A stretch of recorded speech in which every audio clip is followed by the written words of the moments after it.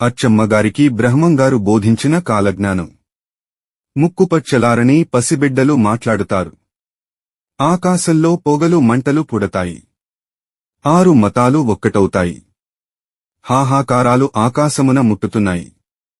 అర్ధరాత్రి ఘంటారావం శంఖధ్వని వినపడుతుంది. ఒకరి ఇల్లాలు ఇంకొకరి పాలవుతుంది. పుణ్యాత్ములు నన్ను గురించి చెప్పుకుంటారు. పుణ్యాత్ములు బ్రతుకుతారు, పాపాత్ములు నశిస్తారు. పుణ్యస్థలాలు, దేవాలయాలు పాడుపడిపోతాయి. తిరుపతిలో తురకలు చండాలురు పూజలు చేస్తారు. వెంకటేశ్వరుని సొమ్ము దొంగిలించబడుతుంది. తిరువల్లూరులోని వీరరాఘవ స్వామివారికి తిరుమేనం చేస్తారు. అందువలన ఆయనకు కుండలాది పట్టును. పుణ్యస్థలాలలో 6 దుష్టులు ఆవిర్భవిస్తారు.